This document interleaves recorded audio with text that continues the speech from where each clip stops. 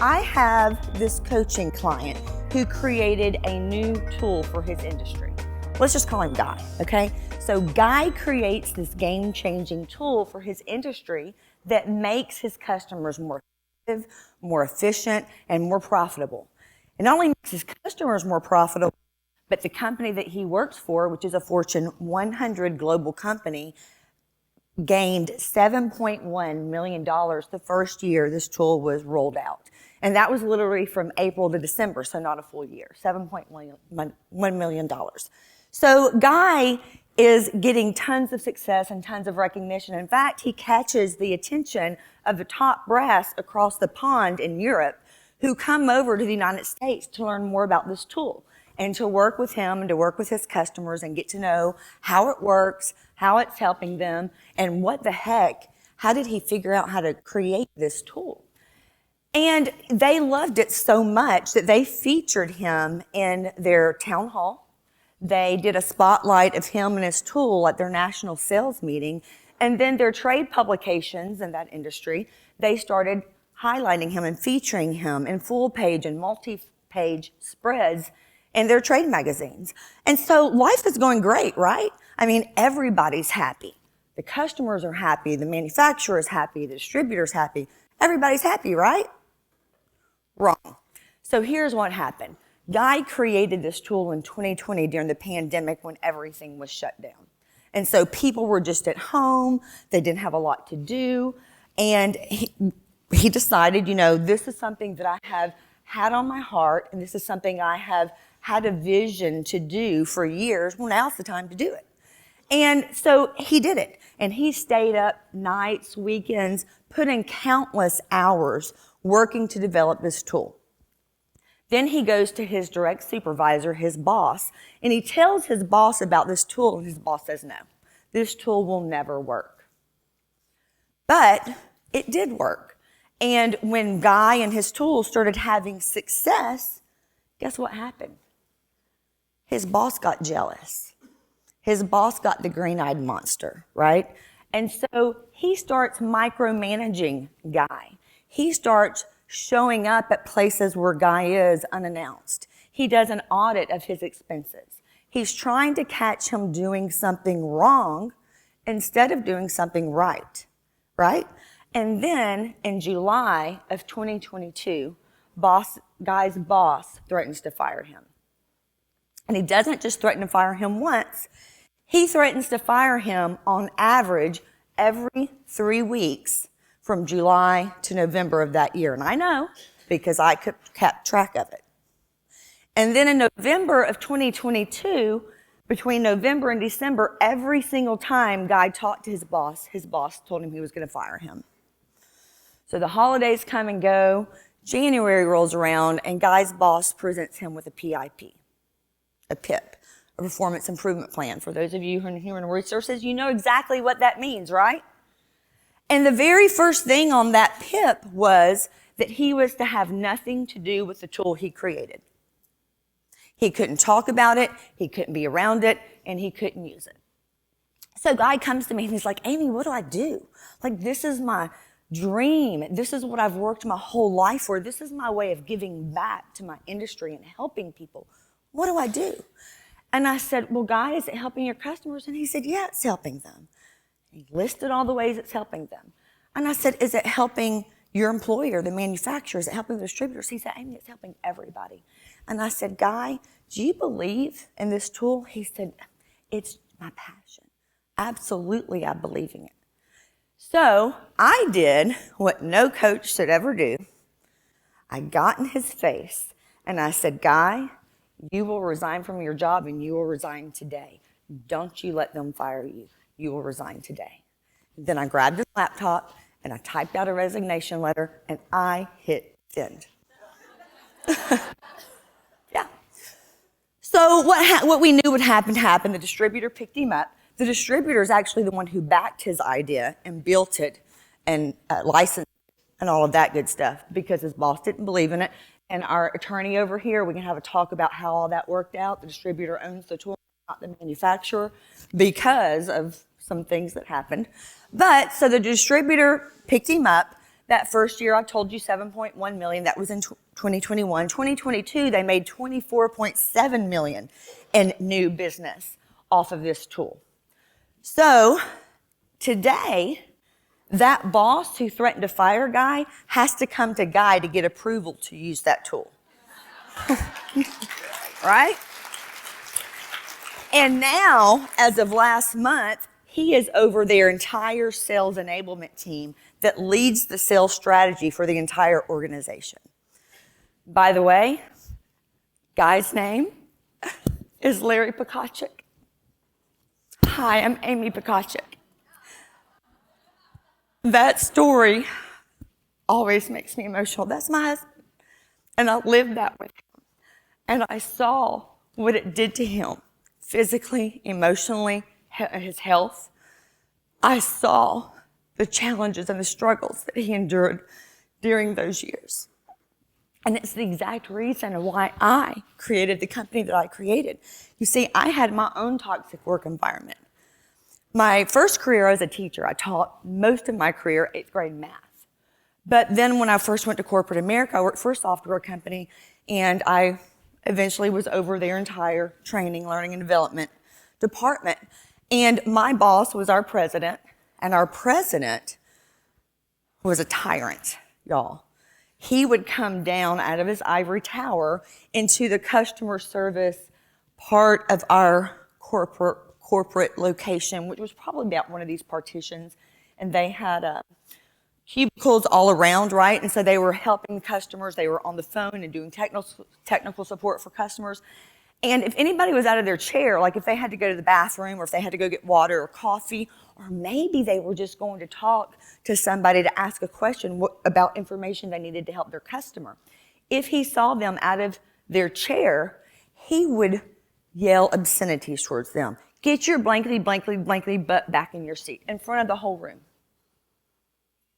And so they would come to me probably because, after a lot of reflection, they saw me as their teacher. So if you think of like when you were in school and something happened, you would go tell your teacher, right? So they would come to me, they would close the door, they didn't go to HR, they'd close the door, and they would just vent. And they would just pour out their heart. And sometimes they would even cry about how they felt about the way they were being treated. And so I would do what I could to support them and to encourage them and to help them feel better, brush it off, whatever words I would say to them, and then they would go back. Now, thank goodness I never experienced his wrath, but they did. And I saw that. So when my own Fortune 100 global company started recruiting me to come work for them, it was very easy for me to do that, right? It was very easy. And this was the most inspiring work environment you could ever imagine. Still to this day, the best boss I've ever had, and I'll tell you his name, Randy Allen. Randy Allen was the absolute best boss I ever had. So if we were having a conversation and he was trying to coach me, I thought he was complimenting me. I would walk away thinking, gosh, I'm doing a great job. And it wasn't until weeks or months later when I would reflect on our conversation that I realized he wasn't complimenting me, he was coaching me. He could coach you in a way that made you feel like he was complimenting you. And it was amazing. And so I started thinking, I went from having this tyrant to this A+, wonderful, inspiring boss. And the dichotomy perplexed me.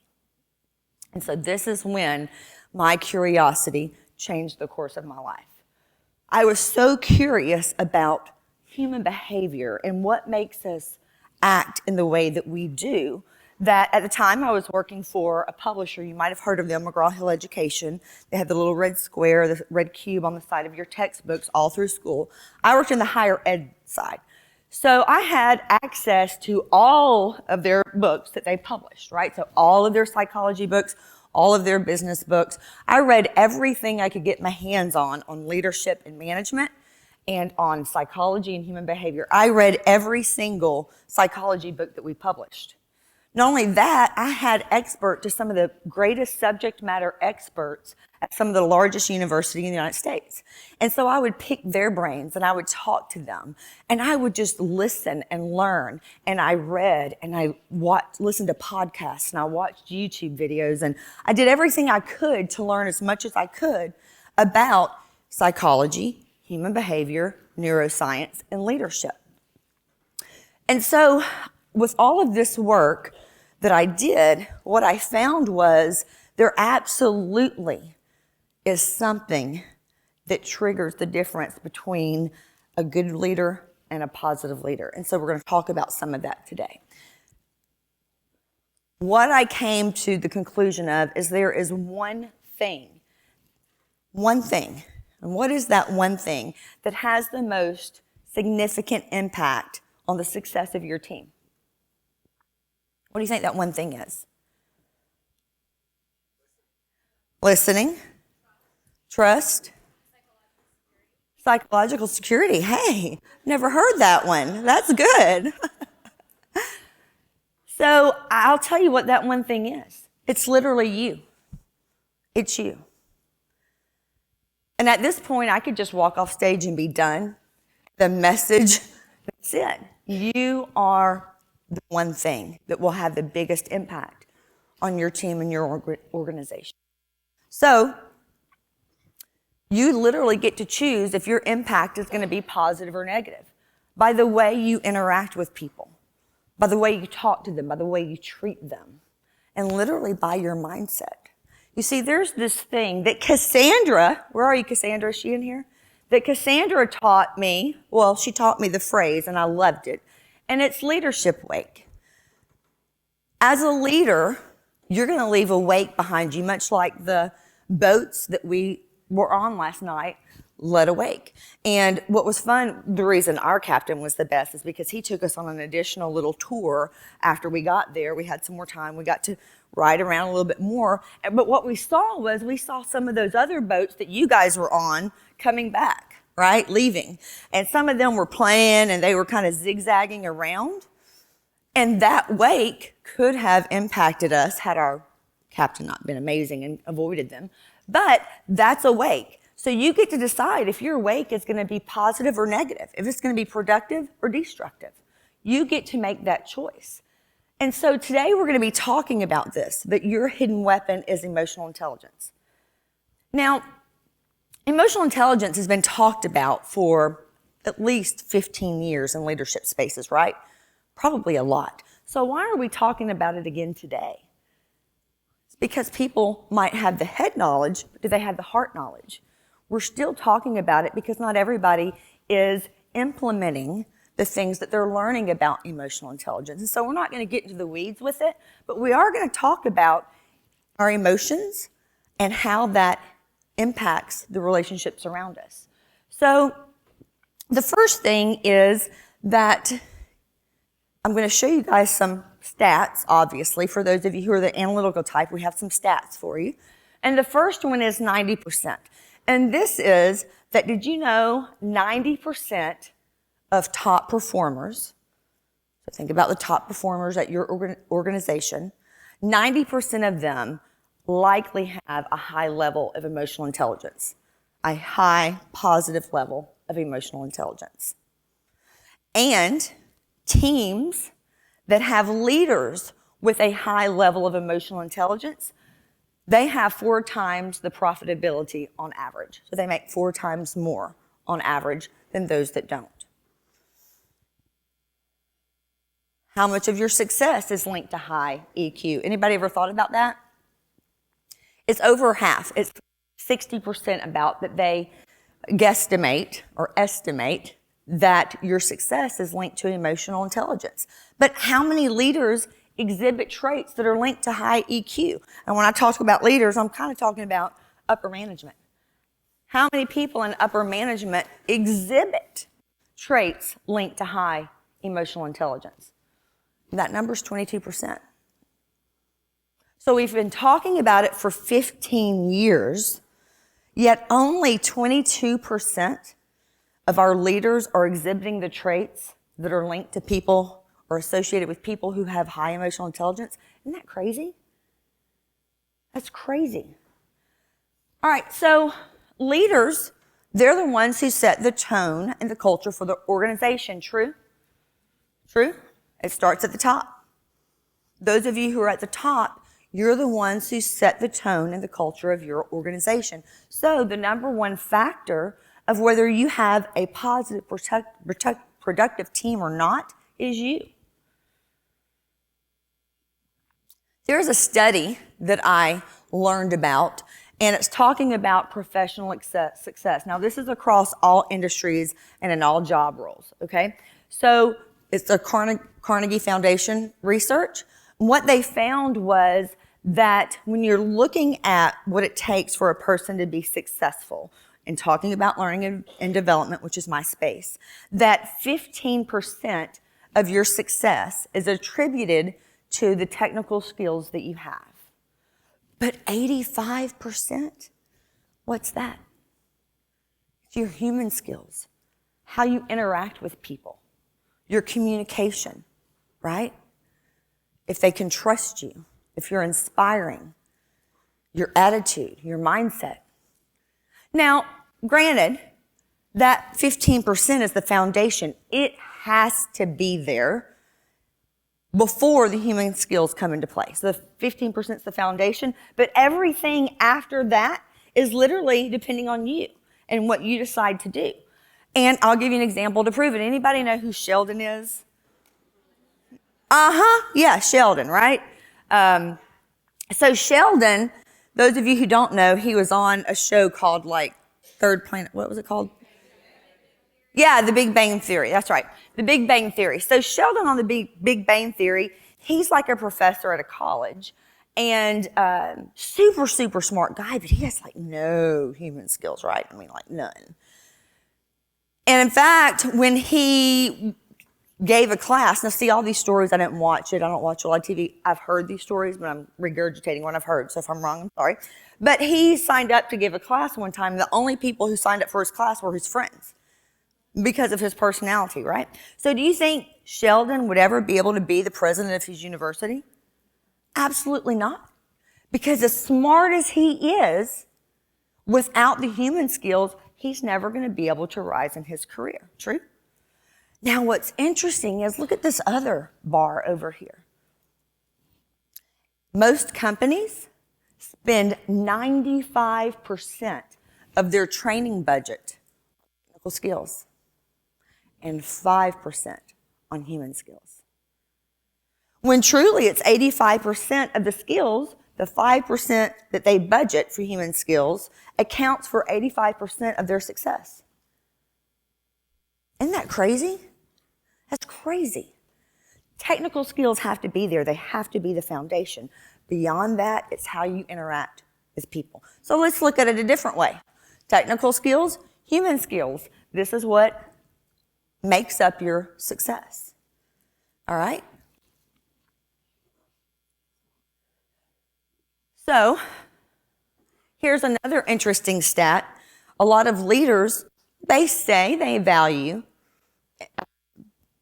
and prioritize human skills and technical training, or not human skills training and emotional intelligence, but 63% of them will put their team through that training, but they won't go through it themselves.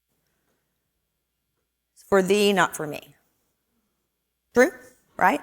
So how many of you, and you don't have to, please don't raise your hand, but how many of you have seen this play at your job, in your role? Like we all have. It happens all the time. Almost every company I work with, it's true. The people on the front lines are the ones in the training and the executive leadership, unless it's a training especially for them, they don't come, they don't attend. It's for everybody else. So we're going to transition a little bit into and look at some of the traits of leaders who have low emotional intelligence. And if you've been in one of my trainings before for women in electronics, I did an entire presentation on emotional intelligence, I think like 2 years ago. This is a different list than we talked about then. This is a list that is specifically for leaders, where the list we talked about last time was for the entire population in general. So here's some things. Lack of empathy. We've talked about empathy at this event, right? So we've talked a good bit about empathy. They're inflexible and rigid. I heard Jackie talking about agility at some point, right? They have a negative outlook. They blame other people. They don't take personal responsibility. They could be self-centered. They work in isolation, and they even will fail to develop other people. They definitely don't give them the kudos or celebrate their success, right? It's all about me. Have you ever had a boss who took credit for your idea? Mm-hmm. We talked about that yesterday, right? Bosses who took credit for their ideas. So let's look at the impact this makes when you have a boss who has a low IQ. Let's look at the impact it makes on your team and on your workforce. The first thing is you have increased stress and anxiety, and that can kill you. Heart attacks. How many people have had heart attacks because of stress at their job? My uncle did. Okay. My husband experienced all these things with the opening story I told you guys about. Decreased motivation and engagement. When people stop engaging at work, there's a problem. They've either reached burnout or they're not growing and developing. They don't have enough mental stimulus, right? They don't have enough autonomy at work. They can't do the things they need to be successful for themselves or for their job. And so they literally start disengaging. You guys remember in 2020, they had this thing called quiet quitting where everybody was disengaged, and it was a huge problem. And then quiet quitting led to loud quitting. That was an even bigger problem. If you didn't know what loud quitting was, it was when people would take social media, like TikTok videos of themselves quitting their jobs and making a huge production out of it, and then posting it on social media for views and getting millions of views on social media. There was a trending hashtag called like Quit Talk. Q-U-I-T, quit, talk, T-O-K for TikTok, Quit Talk. Okay? They have stifled innovation and creativity. How many of you have had employees who have come up with ideas outside of their realm of responsibilities that have helped your company? Probably many of us, right? That's what my husband did. The tool he created wasn't even in his purview. He was a salesperson. He was in sales. And he created a tool to help his customers. Higher turnover rates. What's retention? Is it still an issue for you guys? Is it still hard finding employees or getting employees to stay? A lot of companies are still reporting that they have high turnover. A lot of that started during the pandemic. And then stunted professional growth. They kind of get in the mindset of, I'm just going to stay in my own little space and do my own little thing, and I'm not going to do anything extra. I'm just here, right? And then, of course, we know that there's a psychological toll that happens on these people. We talked about the stress and anxiety. We talk about their self-esteem and their confidence. We talk about the exhaustion and burnout. Burnout happens when people are not appreciated and aren't given an opportunity to be creative and innovative, right? And we even talked about yesterday a little bit about how burnout happens for people who aren't working in their space that they're passionate about. So what is emotional intelligence? Let's just kind of take a step back, even though we've talked about it for 15 years. What is it? What is emotional intelligence? And what I say is, in a nutshell, it's the ability to manage your emotions. How you manage your emotions. There's two sides of this. It's how you manage the emotions that you feel, and then how you manage your relationships with other people. So are you aware of the things you're feeling when you're feeling them? And then how do you respond to those things? How do you regulate yourself? There's this thing that I call dummy jack. It's literally called like it has a technical term. I call it dummy jacking. You might know it as going postal. You ever know anybody, you know that phrase, going postal, right? So a dummy jack is when, you feel this feeling, and the part of your brain that's responsible for emotions, like the amygdala and all that, it kicks in before the rational brain has an opportunity, the neocortex has an opportunity to say, hey, We're not dying. Everything's okay. So that emotional part of your brain, the amygdala, is literally there to keep you alive. And it thinks everything is life or death. It thinks everything. From your kid breaking your vase or spilling their milk, like literally, you go off on your kid, not regulating yourself, that's your amygdala trying to keep you alive because it thinks this is life or death. And then all the way to the more extreme things when we truly are in danger. And what's interesting is that that part of our brain, it also tells us when we're in danger, and a lot of times we like to ignore it. So we've been conditioned to ignore it. We've been conditioned to be in situations that are dangerous and just be like, oh, everything's okay. And I'll give you an example. When I first started dating my husband, he took me camping, and I'm from the city.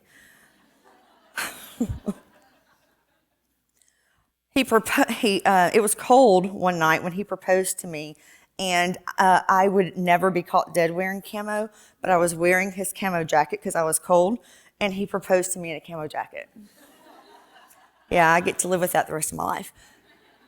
Anyway, so we were sitting there at the campsite, and he had his dog. His dog's name was Boudreaux. So I loved it. I'm from Louisiana. He was a Texas guy. He moved me to Texas. But Boudreaux was this blue heeler, if you guys don't know what that is, a cattle dog. He has lots of cows, right? We have chickens and all that kind of stuff. But so Boudreaux's there with us. And all day long, these people are going back and forth through our campsite and in their campsites and all this good stuff. And Boudreaux's cool. He's like, hey, y'all, what's up? Well, at this one point, somebody they walked on our campsite, and Boudreaux lit up.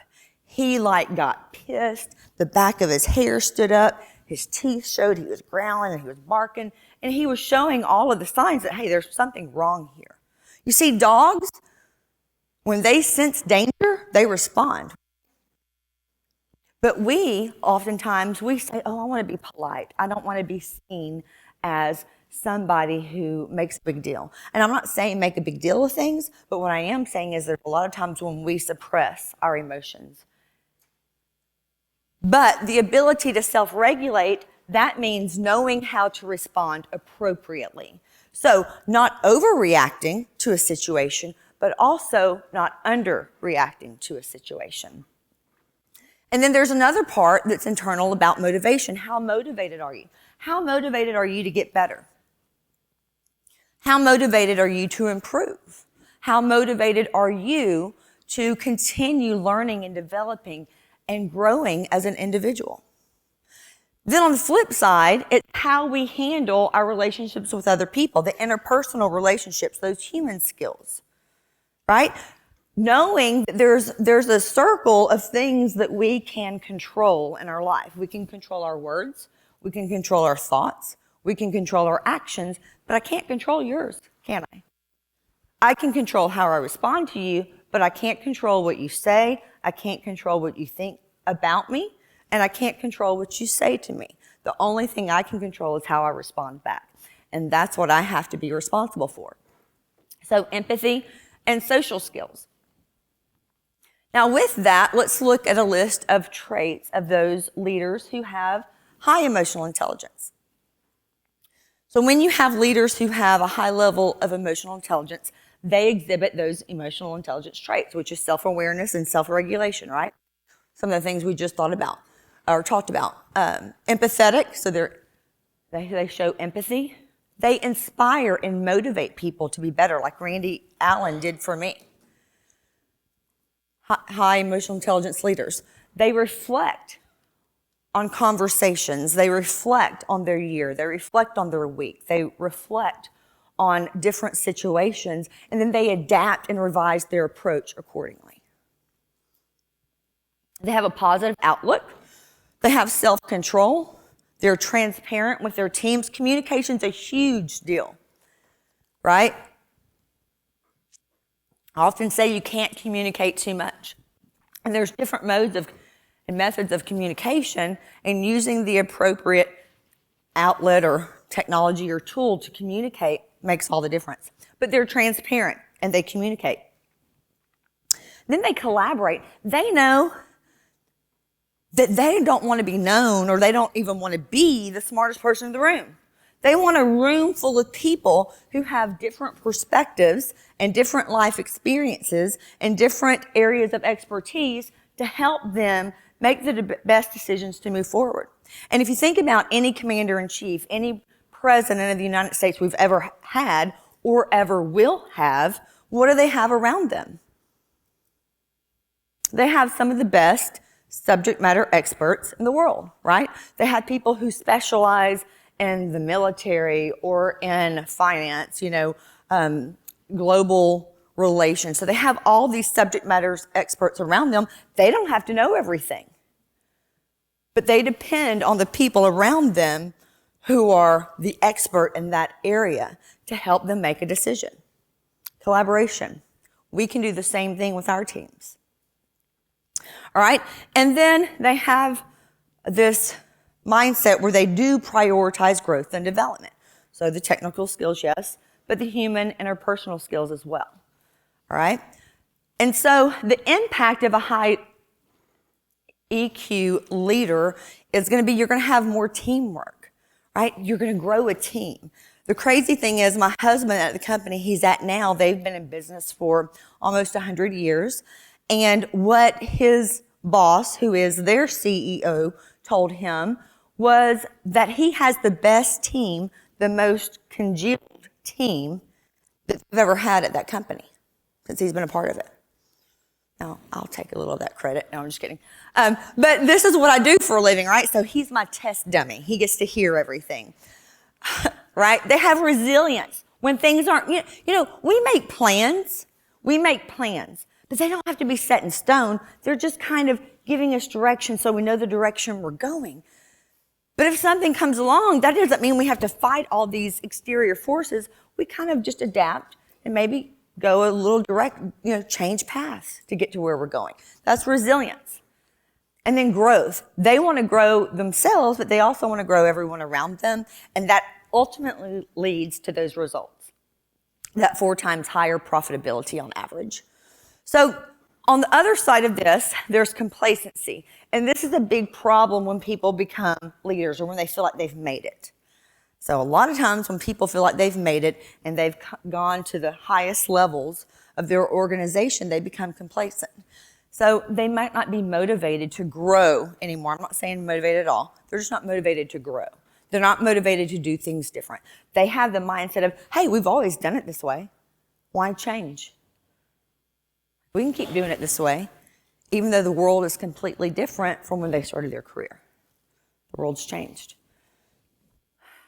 That's kind of the routine, right? So I'm more comfortable with my routine than finding a new way of doing something, a new innovative way of doing something that might be more effective, more cost efficient, might help, might ease a lot of the pain points we have.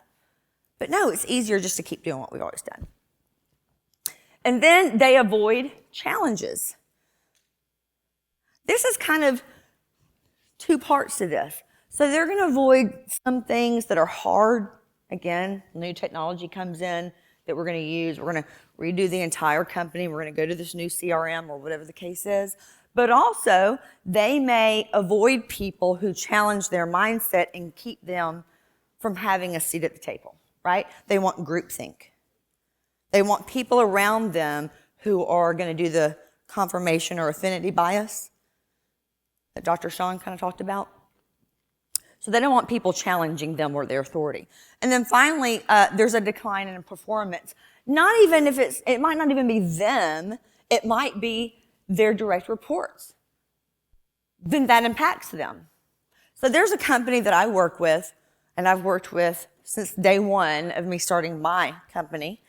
And they have a vice president who sits at his desk and watches movies.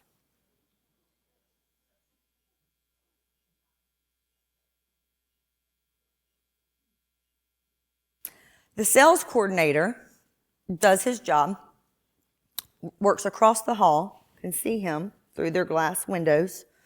She's doing all the work. She's a sales coordinator. He's a VP of sales watching movies. That's complacency. In the very first training I ever did for that company, there's an activity we do It was like, what's your next step? What do you need to do next to get to where you want to be? Basically, what's the next step in your professional career? He told the entire room that his next step was retirement. Complacency. So what are some complacency killers where they're having ambitious goals? Kelly talked to us yesterday about but first and the excuses we make. Complacency killers are having ambitious goals. How big are your goals? Do you have those, what we said about 10 years ago, big, hairy, audacious goals? I still love it, BHAGs. How many of you have BHAGs? Anybody? 1, 2, 3, 4, 5. All right. Not many. So ambitious goals. And then a growth mindset. Also, people have different currencies. Do you know what I mean when I say currency? So different value drivers, different things that motivate us. For some of us, it might be money. For some people, it's promotions. For some people, it's awards and recognition. For some people, it's just a pat on the back. But we all have different currencies. A complacency killer is to understand the different people on your team's currency and to use that to reward and recognize them for a job well done.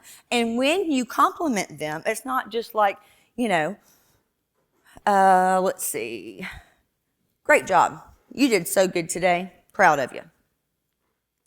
Well, that's a compliment, right? That's the praise. What about, thank you so much. You did such a fantastic job thinking outside of the box and coming up with a strategic solution to help our customers. Bravo, good job. That's a specific compliment, right? There's a difference. So when we recognize people, we want to be specific in the things we say to them. And then again, regular self-assessment. Am I doing the things I need to do to take care of myself? Am I living that whole healthy life? Regular self-assessment. Because leaders, the best leaders, do live whole healthy lives, and they show up with the best version of themselves. Is it possible to effectively lead a team when you have a bunch of crap going on in your home life? It's kind of hard, isn't it? People say just leave it at the door, leave work at the door when you come home, leave home at the door when you go to work. But it's kind of hard, and not many people are successful or good at showing up at work when they have a bunch of crap going on. I'll give you another example with one of my other clients. So he's the president of a pretty large company, and I work with his team and his company. And he has never had anything negative happen in their life. Right? He's like 10 or 15 years older than me. They've never had anything happen negative, never. They've literally lived this perfect Leave It to Beaver life where nothing bad's ever touched their family until 2024. I won't get into his personal life, but it had to do with his daughter and her marriage and some things. And all of a sudden now, he is experiencing firsthand what people in his organization had experienced themselves. He's not even showing up 100% anymore. He's dropping the ball, not intentionally, but because of all this crap going on at home, right? It does impact your mind. It impacts your emotion. It impacts how you show up at work. So what we have to do is we have to be intentional about living these whole healthy lives and taking care of ourselves. Y'all, I worked so much in 2023 that I got to the point of burnout. And I had to come to a place where I said, Amy, you're preaching this stuff to people. When are you going to live it? So I went to this place called Hilton Head Health, if y'all have ever heard of it. It's amazing. It's like a retreat. You go out there, they cook healthy food, you exercise, you get to take care of yourself on Hilton Head Island, and it was amazing. And because of that trip, I came back home refreshed and renewed and able to come back and pour out into people again. You see, I'd been going for years pouring out and pouring out and pouring out and pouring out, but never having my cup filled, never taking the time to let people fill my cup. But that place that I got earlier this year where I was able to have my cup filled back up, now I can come back out here and help people. So you have to take care of yourself, balance that self-care, and prioritize your own mental, emotional, and physical health. So good leaders, they prioritize self-development and they take accountability and personal responsibility for the state of their lives. Something to admit, I had not been to a general practitioner since before 2020, pandemic. I had gone to the same doctor, the same general practitioner, primary care physician, since I was 13 years old. I was a widow, married a Texas man. He moved me to Texas. And because I'd gone to the same doctor forever, I don't know, I just didn't want to go see one, whatever. Well, I finally found one this year. And he had me go through so many tests. Y'all, I was like every test you can imagine I did. Calcium, all the family medical history. He tested me for everything because it had been so long since I'd been to the doctor and because I turned 50 this year. So he took me through all these tests. Well, now I have peace of mind because I know, hey, I'm healthy. I don't have anything to worry about, right? So I'm good to go. That's part of prioritizing our health, self-care as well. It's part of the accountability we have to show up as those whole healthy people. Now, there's this thing that I call input. And yesterday, Monica was talking about like environmental toxins and the things that we consume or that we breathe in, we apply to our skin, toxins. And I call this one thing input. And what it is that the things that you watch, that you listen to, that you read, the conversations you have, those are input. That's information coming in. And so you get to choose which information you're consuming. And whatever you consume, what input goes in is what's going to come out. So if you're consuming junk, what's going to come out? If you're having a ton of conversations that are not productive, what's your life going to look like? You get to choose the input. So input is things like, what do you watch? What do you listen to? What do you read? Those conversations. I don't watch much, if any, TV, and definitely not the news. And there's a very specific reason why. I know, Jackie, you talk about you don't watch TV or the news either. But there's a very specific reason why I don't watch TV. That's because I don't want that junk in my head. Y'all, those people are trying to tell me what to think. They're trying to tell me how to feel. They're trying to tell me who to be mad at and who not to be mad at. They're trying to tell me what to believe in and what not to believe in, right? So they're trying to literally program my thoughts and my emotions. And I'll give you an example. My parents, they've been married since 1968, so a very long time. Have great parents, positive parents, wonderful childhood. But when my parents retired about 15 years ago, their lifestyle changed some and they started different activities and they started doing different things. And one of the things they started doing was they were watching 24-hour news almost all day, every day, right?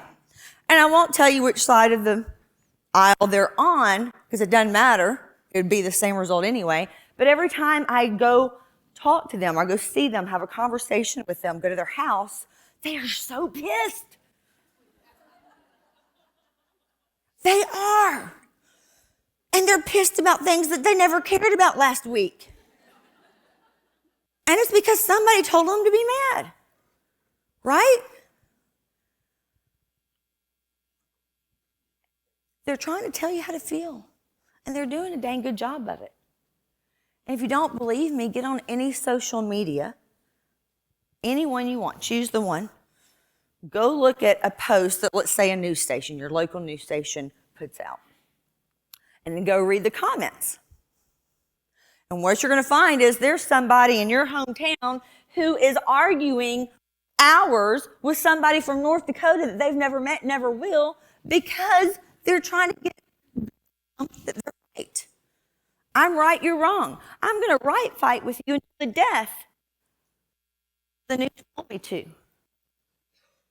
So they're saying they would rather be right than happy. I'm going to be right about this. I'm going to argue with you. Change your mind. Am I ever going to change their mind?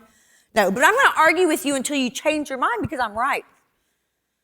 That input that you're putting in is impacting what comes out.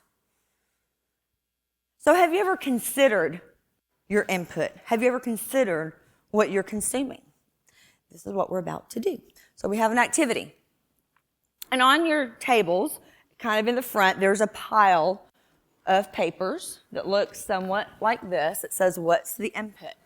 And I'm going to invite you to participate in this input assessment.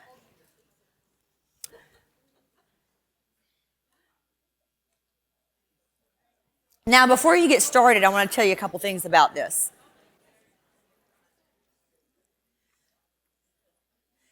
This input assessment is going to ask you to give an average of the amount of hours or minutes. Now, remember, there's 60 minutes in an hour, right? So you can do, like 0.25 for 15 minutes, 0.5 for 30 minutes, and so on. But you're going to be asked to write down the average hours in a day that you spend doing various activities. At the top, they're non-enriching, like things that aren't taking you closer to your goals and dreams, things like my parents are doing, versus enriching, things that are taking you closer to your goals and dreams, reading books, having the right conversations, coming to this summit, right? Things like that. And so you are going to give the average on an average day, how much time you spent doing each of these activities. You can use your calculator on your phone, y'all. This isn't a test. And then you're going to multiply that times 7 for the weeks, and then 52 for the number of weeks in a year. You're going to add up each section and the gray bars kind of at the bottom of each section. Just add up all those hours in the far right-hand column. And what I want you to do is I want you to notice the difference in the total hours at the top and the total hours at the bottom. All right? All right, who wants to volunteer and share what came up with them? Cassandra has the mic. I realize that I spend way too much time shopping and on social media. Yeah. So I need to cut back on that. But I do realize I do it when my kid's asleep, and that's my time to just, I'm going to get online. I'm going to see what's out there. I'm going to shop on Shein. And then an hour later, I'm like, I need to go to bed. Nope, I'm going to watch some trash TV or get on social media. That's right. So that's what I spend my time on. So yes, there is a balance, right? We have to have that decompression time. That's not what this part is about. This is about those of you who are doing that, staying up that extra hour watching that trash TV, right? I do these assessments to myself about once a quarter when I go over my life plan.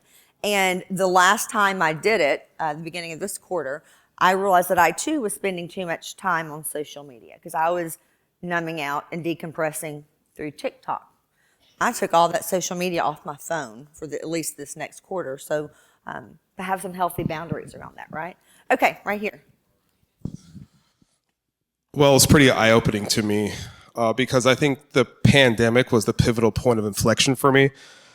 A lot of the non-enriching things I was doing previously, and then I set myself on doing a lot of enriching. So now I'm like 3x on the enriching, and off of that, don't get me wrong, I still look at social media every single day. But overall, I'm like, oh my God, I'm shocked because we just shared like one person's 3x the other way, I am this way. But it's shocking to me, some goals that I set, it's like, oh my God, look what I am doing. But again, I am also that guy sometimes that just pushes too much content to my friends or text message. Read this, it's inspirational. Oh my God. Because I'm so embedded in it every single day. Like, one little thing that, triggers me. Oh my God, I experienced this last week. Look what this can do for you. But because everybody lives in a different, sometimes, a different world, but what affects me you don't relate to what it did to me. So, again, I thank you for doing this because for me, I'm like, oh my God, maybe I'm spending too much time on this.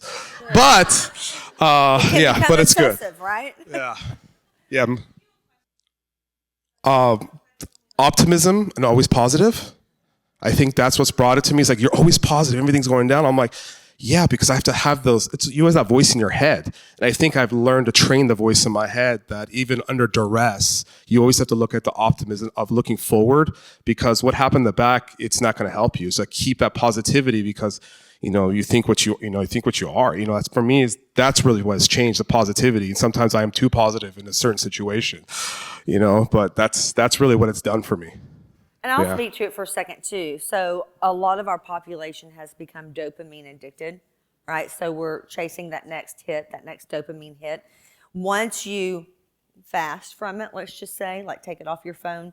I use it for professional purposes very rarely, kind of like somebody mentioned yesterday, but I use it for my laptop. So if you take it off your phone and get yourself free of that dopamine addiction, it's just not gonna, you're not gonna miss it. You will for a minute, you're gonna have some withdrawals, but then after that, you'll get past it. And you'll have so much more time to develop yourself, right? You'll have so much more time to take care of your relationships and to take care of yourself. And literally, that was the purpose of this entire assessment, because we are leaders at our company, right? Yesterday, the definition was given that if you have any kind of impact or influence over other people, you're a leader, true? So we're all leaders in some area of our lives. But I have a question for you guys. Women leaders, where are you? Where are our women leaders? Where are the women who are out there supporting and encouraging and uniting other women? Look at this stat. So 31.7%. This is the number of women in leadership positions globally, right? 25%, that's the number of women in C-suite positions globally. Yesterday, Kelly told you 28. Hers was a McKinsey study that was in the United States. This is the World Economic Forum for 2024, so this is global. 25% of C-suite executives are women, which means 75% of them are male. So why is that? Why do you think there's so few women leaders? Now, understandably, this is the way the world was up until more recently, true? But there's some theories that extend beyond the obvious that researchers have identified. One of them is called the crab mentality. You guys heard of this, the crab mentality? Where if you get a bucket of crabs, if one crab tries to crawl out of that bucket, you know what all the other crabs do? They start pulling at their legs and getting them to come back down. Don't get out, come back in here. It's nice and safe and warm. We've got all this water. We've got each other. We're having a party. What's going to happen to those crabs in that bucket, though? We're going to eat them. We're going to die. I'm going to eat them. And then there's another theory called the queen bee theory that Dr. Sean discussed yesterday. This queen bee theory is very interesting, and it got me thinking that I wanted to learn a little bit more about, what's kind of the historical, maybe evolutionary, some of the background about why women act this way. They can be catty. We can be catty, can't we? Or we know people who can be catty. I'm not catty, and you're probably not catty, but they are, right? She's catty. So the neuroscience and psychology, that part of me that loved finding out this stuff, I started reading some journals around this. And one of the things that I learned was when you consider evolutionary psychology back in the day, like before we ever got here a long time ago, women had to compete with each other for the attention of the masculine men in their communities, right? So when we were growing up, if you watched Cinderella or things like that, even the stepsisters fought each other for the prince, okay? So what's interesting is, women on average can give birth once a year. I mean, if you do it twice, bless you. But most of us once a year, right? But guess how many times men can have babies born per year? 365 times. You could literally have somebody give birth to your offspring 365 times, maybe more, a year, right? That's part of evolutionary psychology. So women back then would compete for the strongest, most desirable male in their tribe, in their pack. And then there's this social identity theory where women, she kind of talked about it here, women separate themselves from other women and they take on these masculine traits, especially in business, and they become more masculine. They're not showing those feminine traits. I can tell you guys that's me. It was conditioned. It was something that happened being in corporate America. I had to take on masculine traits to be successful. You have to shove your femininity aside and be masculine to succeed in corporate America. At least you used to have to, and that's what we're here to change. So how do we relate this to human behavior? Keep in mind those things, the crab theory, the queen bee theory, knowing that it goes against our nature and how we evolved as a society and evolved as women to this point, and make sure that you're intentionally doing things that will empower others, other employees, other women leaders, right? Promote collaboration, be collaborative with other women. Yesterday we talked about how 3 people together can make a change. And 3 people together started this organization, right? And they did so successfully. The power of 3. Collaborate. And build that culture of trust and transparency where you acknowledge and recognize that there's a problem. Where you acknowledge and recognize that women have something unique and diverse and valuable to bring to the table. So have you ever heard of this concept of locus of control? Many of you probably have. There's an internal and an external locus of control. And what this is, we're going to look at 2 different outlooks. So one of the outlooks, internal or external, outlook number 1, locus of control, these are the people who say, you know what, I'm responsible for my own success. Like I did everything it took to get me here. I have complete power to change my circumstances. I'm responsible for how I respond to challenges and how I respond to others. They're taking personal responsibility. I get to choose how people treat me, what happens to me. I get to choose, teach you how to treat me, kind of thing. And then my choices, the decisions I make, shape my future, shape my reality. That's outlook number 1. On the flip side, there's outlook number 2. And outlook number 2 says, you know, I can't really do much about my situation. It is what it is. They say that a lot. It is what it is, right? It's not my fault that things turned out this way. I'm the victim. It happened to me. It happened to me. Anybody know a professional victim? Life is, yeah, me too. Life is always happening to them. Oh, the sky's falling, you know. Some people are just luckier than others. They might have that mentality. Or we talked about the victim, and they just go with the flow. You know, whatever happens is going to happen. They just kind of live in la la land. They never raise their hand. That used to be me, the never raising their hand. I didn't know how to speak up for myself. In fact, I was talking to someone on one of the breaks about how I didn't even add a QR code or anything about my company until last night.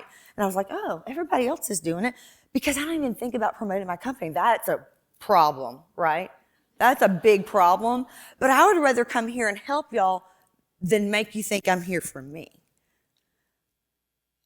So that just go with the flow. I can't change things. It's kind of like my thought sometimes is, if it's meant to be, it'll happen. Like I have to have faith and I have to trust that if I bring value to people, they're going to want to bring me back or they're going to want to tell their friends about me.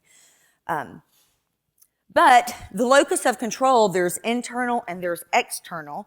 And when you look at them, it's how much control do you believe you have about your circumstances and your reality. And what the research has found is, well, first of all, before we get there, where do you think you fall in this spectrum? If you think about the continuum, where would you fall? The extreme internal, the extreme external, or somewhere in between. Now, what researchers have found is that those with an internal perspective, they take responsibility for their actions. They are less influenced by the opinions and ideas of others. What you think about me is none of my business.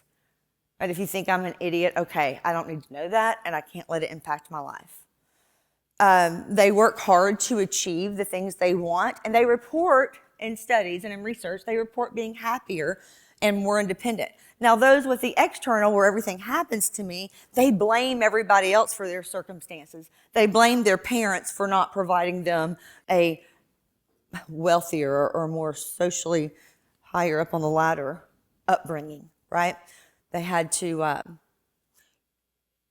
there are a lot of kids, because I was a teacher, remember, who, when they would try to go to college, their parents made too much money for them to get grants or scholarships, but not enough money to pay for their school. So those kids, I heard a lot blaming everything else, blaming the system for their situations. They don't think they can change their situations and they feel hopeless.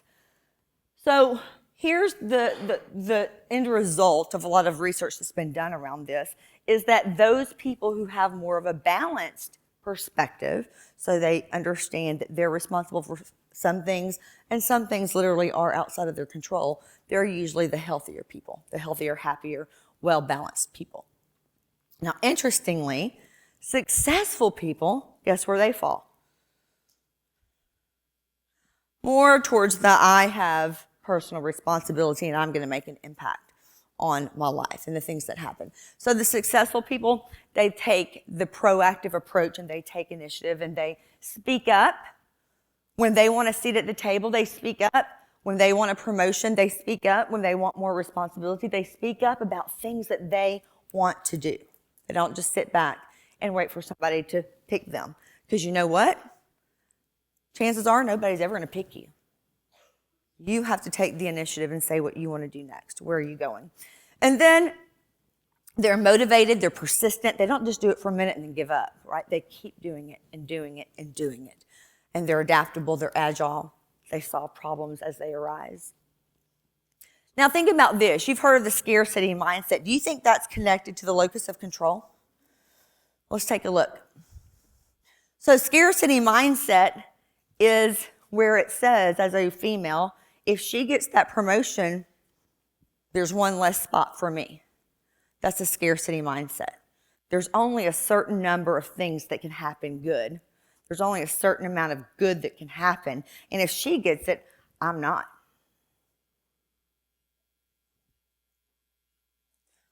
She doesn't deserve as much as I do anyway. I've been here longer. I have more connections. I've worked harder. She doesn't deserve it. She's young and fresh and new. Why should she get it over me? So you look down those. Look at the second to last one. We talk about mentorship. If I mentor her, she might take my position in the future. I was coaching someone a couple of years ago who was the head of finance at her company. This was the exact situation that happened to her. She was hiring an assistant, and she had narrowed it down to the top 3 candidates. She was telling me about them. She literally had narrowed it down to the top 2 because she didn't tell me much about the third. So the number 1 candidate was a woman. Let's just say she was a woman. And this was a male-dominated industry, and she thought, you know what, there's no way she'll be able to fit. These guys are going to eat her alive. She's good, but they'll eat her alive. There was another person who happened to be a male, because I'm not going to blow smoke up you right now, I'm going to be quite honest. It was a male. And she said, Amy, if I hire him, I'm scared he's going to take my job in 5 years. What do you think I told her to do? Hire him. You would be doing your company a disservice if you didn't hire him, if you're scared he's good enough to take your job. Right? Now, the good news is, thank goodness, I wouldn't tell it otherwise, this story has a happy ending because she decided to leave her company and go out on her own anyway. So had she not hired that guy, she might not have been in a position where she felt comfortable walking away and letting him take over, right? So that's kind of the scarcity mindset. The connection comes in here. So it's that reinforcement of helplessness. Things are outside of my control. I don't believe there's enough good to go around, so I feel helpless.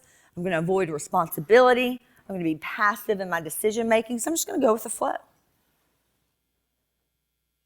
But what if we as women decided to do something very different from what those crabs do? You know that if those crabs, instead of pulling each other down, they got strategic and they started crawling on top of each other and one got out and he could help the rest of them out, they would all escape and they wouldn't be in our bellies, right? If they got strategic. So what if we did the opposite of what crabs do, and we decided to encourage and uplift and support each other?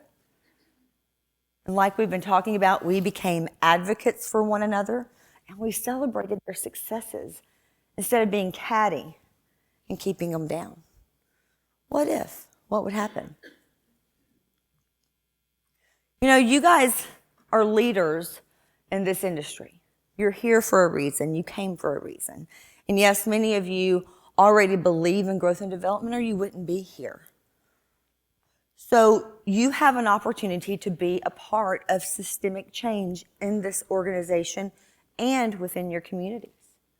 How do you do that? First of all, you have to be aware. You're aware. After coming to this conference, you're aware. You can't say you're not. You can't unlearn what you've learned. You can't unknow what you know. You're aware.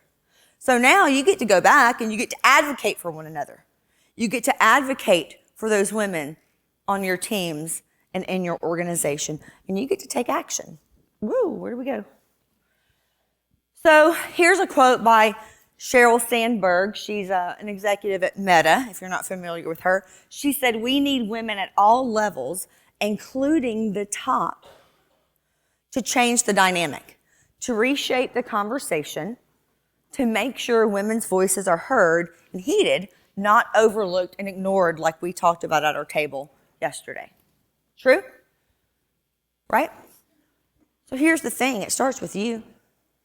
You can be both a leader and a champion for change. You get that choice. You can create a positive leadership wake behind you. You get that choice. And you can use this hidden weapon of emotional intelligence to make a significant positive impact on people around you. Get that choice too. So what are you going to do? Thank you, guys.